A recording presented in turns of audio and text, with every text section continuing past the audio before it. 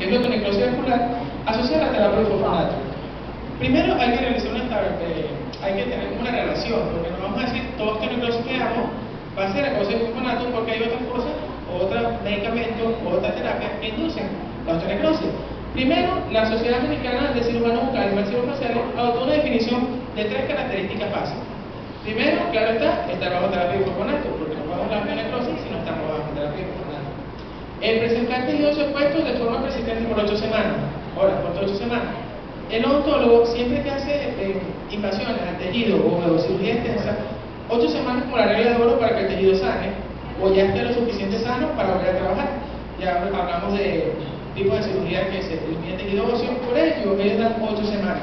Si pasan 8 semanas después de eso, entonces sí vamos a ver que la afectación podemos tomarla como otonecrosis.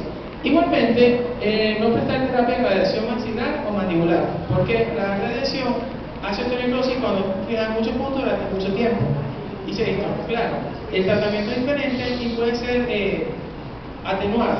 En cambio, aquí vamos a ver más adelante cómo es el tratamiento de esta y qué puede pasar. ¿Ok? La otonecrosis, como la vemos acá en este cuadro, su característica clínica es un tejido óseo expuesto. Lo vemos así y podemos decir, esto es una exodoncia y no cicatrizado. ¿Sí? Pero estas lesiones van a durar por mucho tiempo y aunque no va a haber síntomas, es decir, no va a haber dolor, excepto en los casos mucho más graves, ¿no? Y no va a ser propiamente la otonecrosis, sino van a ser síntomas secundarios del tejido circundante. ¿Ok? Ok, entre sus signos clínicos vamos a presentar la exposición del hueso. En este caso es mucho más grave, aquí se ve muy grande. Aquí vemos un caso muy pequeño, que esto inclusive puede ser un afta, ¿no? Creció bastante, pero no. ¿Ok? Él puede presentar dolor. ¿Por qué presenta dolor? Porque en el tejido está todo circundante, todo eso que ven un poquito por ahí, ¿sí? Se va a inflamar y va a doler. Hay que acordarse que todo el tipo de alteraciones bucales, las aftas más que todo, son todas esas que se realizan, se infectan el tejido bucal y duele mucho, y eso va a aparecer mucho dolor. ¿Ok? Va a haber halitosis, más que todo en los casos mucho más graves, después de que tenemos una serie de bacterias por la necrosis del hueso, y eso va a producir más dolor. Movilidad interna, claro está, porque estamos afectando el tejido suportagetario. Ahí, al haber la disminución de hueso, propiamente algo del diente, más que todo en estos estadios hacia acá. Exudado purulento por la misma necrosis. Y fístulas cutáneas en un caso mucho más grave, es decir, este paciente como tal ha debido tener fístulas cutáneas, ¿no? Hay casos en que está así, pero no hay fístulas cutáneas, eso también va a depender de la capacidad del paciente o respuesta del cuerpo. Ok, radiográficamente. Vamos a ver. Vamos a ver dónde lo localiza mayormente en los sectores posteriores. ¿Por qué en los sectores posteriores? Porque hay más trauma. Acá vemos las prótesis, cuando utilizamos fijas o dispositivos que parten la clavícula ósea y esta aparece la otonecrosis. Y aquí vemos esta zona que se ve, podría parecer como cálculo, pero es tejido óseo expuesto. Acá vemos también que esto es un principio de otonecrosis, un estadio primario. Aquí estamos apenas comenzando. Estos son los pacientes con mayor éxito al momento de tratarlo. Acá en pacientes totales también da la otonecrosis. Esto tiene que ver mucho con el traumatismo de las prótesis al colocarlo. Si es muy traumática y lesiona el tejido óseo, del mismo trauma en la masticación puede aparecer. Ok, ahora sí, la parte radiográfica vamos a expresar primero una pérdida de tejido, ¿no? Van a ver muy grande, en ciertos casos va a ser difuminada, pero siempre va a haber una pérdida continua de tejido muy grande. A veces puede haber un secuestro óseo de tejido sano y se ve una imagen de mucha pérdida, más o menos algo se refleja acá, aquí pérdida, pero vemos que en el centro hay tejido óseo sano. Eso es lo que llamamos secuestro. Ok, la otonecrosis hay dos tipos, como habíamos hablado anteriormente, una oral y una a nivel venoso. La oral a veces tarda de 3 años, es una regla mínima, a veces puede aparecer a los 5 o a los 6 años. Con los linfonodos es mucho más infrecuente, con la parte oral. ¿Por qué?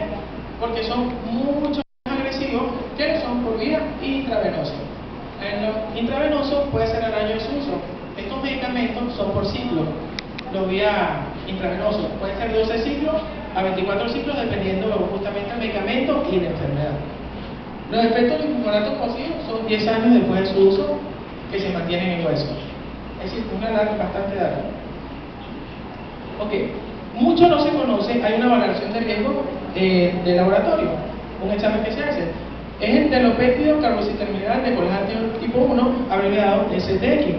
El telopéptido es un marcaje para ver cuándo la actividad osteoclástica está en actividad, está activa. Ahí vamos a ver que al hacer este examen, si hay una actividad de mucho, si aparece alto, que vamos a ver, están haciendo trabajo y no hay una detención de ellos mismos, por lo cual podemos ver si hay o no riesgo de necrosis. Estos exámenes, ya cuando el paciente está tomando bifosphonato, claro está, no va a aparecer si no está tomando la disminución, y nos va a dar un resultado si se puede o no tratar odontológicamente. Ok, los valores de CTX, vemos de 300 a 600. Acá, en el pico máximo es normal o ninguno. Esto es lo normal de esa actividad osteoclástica. Cuando hablamos de 150 a 229 es de ninguno a mínimo. Estos son pacientes que están tomando bifosphonato. Realmente los de nivel oral mantienen de 150 a 229. De 101 a 149 son moderados. ¿Okay? Y menor que 100 es alto. Es decir, que si tenemos un paciente, hacemos un CTX, aparece menor que 100, vamos a tener un riesgo de necrosis inevitablemente. Ok, hoy el protocolo para estos pacientes. Primero, lo que iniciarán con tratamiento con bifosphonato. Cuando un paciente va a iniciar tratamiento con bifosphonato, lo primero que hay que hacer son los dientes no restaurables que deben ser extraídos para evitar daños futuros. ¿Okay? Los procedimientos dentales no quirúrgicos también se deben hacer, profilaxis, control de caries y restauraciones conservadoras. ¿Por qué restauraciones conservadoras? No debemos hacer restauraciones muy intensas porque recuerden bien que el higiene oral del paciente puede afectar esas restauraciones y después vamos a tener inconvenientes que va a ser una extracción, una exoncia, y entonces con riesgo de necrosis sería un precio muy alto para el paciente a nivel oral. ¿Okay? Y le afectaría mucho la calidad de vida. En cuanto tenemos que enfocarnos mucho en la higiene oral. Definitivamente. Si mantenemos una higiene oral, podemos mantener una buena terapia con bifosphonato. Ok, ahora los pacientes que ya iniciaron tratamiento de bifosphonato orales, como recordamos anteriormente, dije que estos no son tan agresivos y dan un margen de trabajo cuando se está comenzando. La optimización de los medios de salud oral es el principal objetivo, cepillado, hilo dental, enjuague. ¿Ok? Ante necesidades quirúrgicas, un examen de CTX, esto tenemos como una regla de oro, ese examen. Hay que hacerse siempre que estemos dispuestos al paciente. Ante cualquier intervención quirúrgica de emergencia, primero hay que indicar antibiótico-terapia. La antibiótico-terapia es muy debatida en estos casos. Se utiliza generalmente amoxicilina más ácido clavulánico. Recordemos que la amoxicilina es un antibiótico que los odontólogos usamos mucho ya por su preferencia antibucal. En caso que sea alérgico, la sildenafil también se puede utilizar y los lavamos con clorexidina. Cuando vamos a utilizar algo quirúrgico, generalmente mandamos 3 días antes de la cirugía y 15 días después con el tratamiento de antibióticos. Ok, los pacientes que están bajo terapia con bifosphonato venoso, aquí vemos una foto con endodoncia, quiere decir que ese va a ser el tratamiento de elección para riego, pulpitis, cualquier tratamiento oral, una endodoncia, siempre y cuando sea porque al partir del triangulado óseo a nivel de los ápices podemos ocasionar osteonecrosis. También se sigue el mismo protocolo anteriormente, CTX, principalmente la presencia de un foco infeccioso, la endodoncia, como dije antes, ante indicaciones comunes no es posible en todos los casos la suspensión de medicamentos. Es decir, bifosphonato de este tipo no podemos suspenderlo y aparte que generalmente se mandan en enfermedades muy fuertes que si se suspenden podemos arriesgar la calidad de vida de la otra enfermedad. Es decir, tenemos un paciente con cáncer, le decimos que tenemos que suspenderlo por riesgo, el endovenoso, para el tercer de extracción, se supone que la valoración de vida no podemos suspenderlo. Ok, los pacientes bajo terapia de bifosphonato que ya presentan osteonecrosis, hay una pauta de tratamiento que la voy a decir más adelante, ¿ok? Pero primero tenemos que hacer estudio imaginológico y radiográfico para ver qué tan instalado está la osteonecrosis o qué tan fuerte está. Por ejemplo, aquí vemos que si eliminamos este tejido, podremos dar una fractura muy fácil de mandíbula. Y también nos podemos proyectar la radiografía, tomografía 3D, todo para ver precisamente cómo tiene doblada para elegir un protocolo de cómo el cirujano va a actuar, porque aquí sí podemos la operación. Entonces, vamos a tener un estadio que se va a dividir en 4 etapas. Un estadio 0, que es sin la presencia de hueso necrótico expuesto. puede ser que esté ahí como una de las primeras fotos, se hizo una extracción, hay una imagen, no estamos seguros, pero ahí haremos la valoración. Y clínica radiográfica, también la etapa 1, presencia de hueso necrótico expuesto de varios milímetros, que se encuentran asintomáticos sin evidencia, es decir, que no ha llevado a la infección. La etapa 2, presencia de hueso necrótico expuesto y dolor en la zona, cuando hay ulceraciones. También hueso necrótico expuesto, dolor y infección, y uno de los siguientes casos como fractura, fístula y evidencia. Estos casos, generalmente cuando vamos a tratarlo, el cirujano bucal debería tomarlo y hacer seccionar la maxilar o la mandíbula con consentimiento informado, ya que aquí se va a tratar no es curar la osteonecrosis, sino mantener al paciente con calidad de vida. Porque recuerden, como esto está a 10 años, si empezamos a eliminar hueso, podemos alargar mucho más si llegamos a 10 años y podemos hacer un desastre al paciente, puede ser mucho peor. Ahora hay nuevas alternativas, como todo va avanzando, también está avanzando la alternativa. Sale de un concentrado plaquetario que mejora la cicatrización con la plaqueta. Se han hecho varios estudios, se han visto pacientes dando respuestas, más que todo a nivel oral. También vemos el grupo de uso de plasma ricopicrina, que fueron los antecedentes que tuvimos anteriormente, que también han demostrado. Esto busca destacar que más que todo a nivel oral, el endovenoso no da mucho. La terapia con oxígeno hiperbárico es un debate que eso podremos entrar toda la tarde porque hay odontólogos que dicen que sí, otros que no. Se habla de oxígeno hiperbárico, como sabemos bien, es oxigenar, para a veces la diabetes eso se utiliza mucho para cuando hay para mayor integración, pero está en contradicción. Ahora, para la radioterapia sí ha funcionado, sí ha visto varios estudios. Ahora, los láseres de ion-neón, ahí son una bioestimulación, como recordemos que ellos quedan en el hueso, y a veces hay que esperar hasta 2 o 3 ciclos de recambio óseo para que los bicarbonatos se dispersen, ya que no son metabolizables. El metabolismo no va a metabolizar, secretan por lo urinario y está en el hueso, y ahí no hay ningún otro lugar donde se van a metabolizar, no son liposolubles, no son hidrofílicos. Entonces, con esta bioestimulación de repente sí tenemos una mejoría del hueso, pero esto no está en estudio, no tenemos algo concreto. Ok, ahora la relación de los bicarbonatos con el efecto en la odontología. Recordemos que este medicamento lo usan los médicos generalmente. ¿Ok? En la ortodoncia, el efecto sobre el hueso y el movimiento ortodóntico. Irónicamente, este medicamento se utilizó principalmente en la odontología, la parte periódea, para fijar los dientes cuando había movilidad. No se sabía el riesgo de osteonecrosis que causaba. En la ortodoncia a veces puede inhibir la parte de movimiento óseo. Recordemos que la ortodoncia es un trauma guiado, que es reposición y absorción ósea. Igualmente la cirugía está íntimamente, ya que los cirujanos son los que van a operar en casos mucho más graves, pero con las exodoncias podemos hacer un cuadro de osteonecrosis bien grave. Son los que pueden ayudar al paciente, también pero los que pueden dañarlo. En la periodoncia se debate en gran medida, como dije antes, porque ellos como detienen el proceso de desmineralización ósea, hay periodistas que la apoyan a una teoría y otros que no. En la prótesis dental está íntimamente, aunque la prótesis dice que no, está muy relacionado. La prótesis traumática hace osteonecrosis. Estamos tallando en fijo, quitamos parte del tejido óseo, causamos osteonecrosis, que también está muy íntimamente relacionado. ¿Ok?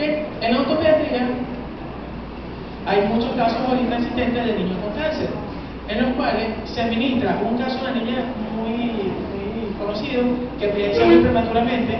Ella utilizó terapia de bicarbonato, que habla de ortopediatría, no está muy respaldado ni muy documentado, es decir, la exfoliación de los dientes, ya que como no hay un proceso de reabsorción ósea, puede detenerlo, pero no hay una documentación tan grande porque no se han visto cuestiones en profundidad eso. Ok, ahora el capítulo 3, el argumento biológico. Primero vamos a tener un tipo de investigación descriptiva. Fue documentaria de campo, nos apoyamos en toda la parte documentaria de campo porque hicimos una aplicación de encuesta y una técnica de reconocer datos por encuesta. Primero que nada, tuvimos una población de odontólogos en total de 10, 2 en la tarde, 3 odontólogos en la mañana, en el caso del Hospital Simón Bolívar, y 3 odontólogos en la mañana y 2 en la tarde, en el caso del IPAMED, en total son 10 odontólogos. La encuesta está dada, fueron dadas 6 preguntas, fue descriptiva, pone aquí, de manera abierta, y fue personal, directamente al encuestador. Ahora vamos a ver los análisis de los resultados. Ok, en primera pregunta, ¿tiene conocimiento sobre los fármacos denominados bifosfonatos? Generalmente nos respondieron un 80% que no, y otro 20% que sí lo conocían. Es decir, que un margen bastante grande de conocimiento, ya a pesar que esto no tiene 2 años. Esto está a partir del 2002, 2003, ya se empezó a hablar. Entonces, más o menos preocupante la cantidad de conocimiento que hay sobre el fármaco y lo que causa. Los conocimientos que poseen sobre estos medicamentos, ¿dónde fueron adquiridos? Vemos que unos fueron adquiridos en curso, un 10%, y otros fueron adquiridos en otros, es decir, que no fue en ninguna parte académica. Llama la atención. Y no un 20%, un 80%, como dije antes, desconocido. El otro, generalmente, si uno pregunta, es por pacientes que tuvieron cáncer o de repente empezaron con esta terapia y no lo saben lo que causa, y ahí es que nos dan. Hay varios cursos, hace mucho tiempo se tomó esta iniciativa de dar a conocer estos medicamentos, pero de repente se frenó y no se ha hablado mucho más. ¿Ok? Como conocer las indicaciones de la terapia de fosfonato, un 80% dijo que no la conocía y un 20% que sí. Recordemos que este medicamento lo manejan mucho los médicos, el otro no lo maneja tanto. Por eso es desconocimiento, aunque es un error porque deberíamos conocer toda esa parte que afecta a nivel vulgar. Ahora, en el cuadro 4, en las posibles complicaciones sobre el glifosato en la cavidad, solo un 10% no y un 90% no. Esto es más grave aún, porque tenemos solo un margen muy pequeño de las complicaciones de autonecrosis y un 90% que no. Es decir, puede llegar a la consulta, se puede confundir con otra patología y vamos a acabar mucho más el cuadro del paciente. Acá conocen la alternativa de tratamiento para complicaciones bucales y que puede ocasionar un fosfonato, un 100% total que no. Es decir, no conocen complicaciones, no saben que es autonecrosis. Aquí vamos a estar más preocupados, más alarmados, porque si tenemos tanto tiempo y ver el estado actual que llegamos y no se conoce nada, es de preocuparse. Ok, es imprescindible en estos métodos, para concluir, el odontólogo indique las medidas preventivas, principalmente con estos pacientes. Uno importantísimo y muy importante es la comunicación médico-odontológica. Esto tiene que ser un ABC. Otra es tratar de buscar fuentes y tener conocimiento, y que a pesar de estos medicamentos ya tengan tanto tiempo y se hagan muy mal de la autonecrosis, mejoran bastante la calidad de vida del paciente y nos vamos a tirar la mano, porque una persona con enfermedad del país, con cáncer, le tenemos a esa enfermedad que es muy grave, ahí es bastante beneficiosa. La recomendación: investigar un poco más sobre el glifosato para llevar esto un poco más a todos los odontólogos. Bajo nuestro punto de vista, una lesión sospechosa, interconsulta, importantísimo. ¿Qué toma el médico? El médico preguntarle, ¿sabe qué causa? ¿No sabe qué causa? Investigar, importante. Si no conocemos algo, lo remitimos y lo investigamos, a juro. Es importante que el médico, antes de iniciar el tratamiento, una interconsulta con el odontólogo. A veces no se hace, a veces pasa que no hay esa relación. ¿Ok? Importantísimo la comunicación médico-odontológico. Si tenemos una buena comunicación médico-odontólogo, podemos tener. Otra recomendación bien personal es llevar esto a las universidades para que se conozca un poco más, porque esta es la casa de estudios donde formamos odontólogos, y ahí se va a dar mucho a conocer porque la población es más grande. Y hablar de esto entre odontólogos, colegas, para así saber llevar esta información. Ahora, ¿alguna pregunta?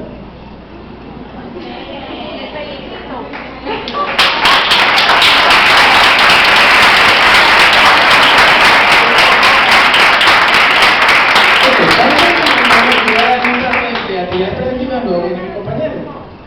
Primero, una reseña histórica de Simón Bolívar. Él fue inaugurado en enero de 2001. Es un ambulatorio tipo 1. Su fundador fue Giovanni Valladares, lamentablemente murió este año. El hospital contó 28 cabinas para atender pacientes. Actualmente cuenta con un quirófano, laboratorio, consulta externa, sala pediátrico, trauma, ginecología, emergencia, de la reumatología. Especialmente tuve la oportunidad de trabajar, y muy buen servicio. Ok, las estadísticas estas son basadas por sanidad, ok, están desglosadas en 5 cuadros. Aquí vemos 2, estos son el total de los pacientes atendidos, los ingresos, ok, un total de 450 pacientes. Esos pacientes no eran por cita, solamente llegaba el paciente y se anotaba y se atendía, se le abría una historia así. Por eso tenemos unos sucesivos y unos ingresos. Generalmente los sucesivos eran muy inconstantes, por eso mismo que no era de cita. También tenemos un total de los pacientes atendidos en tipo de consulta, ya sea femenino o masculino, emergencia o preventiva. preventivo. Los tratamientos curativos realizados, los de operatoria, cirugía, medicado, periodoncia, el total. Los tratamientos preventivos, aplicaciones de flúor generalmente y profilaxis. Los preventivos, un total de 824 tratamientos realizados. Ok, ahora lo dejo con mi compañero, soy su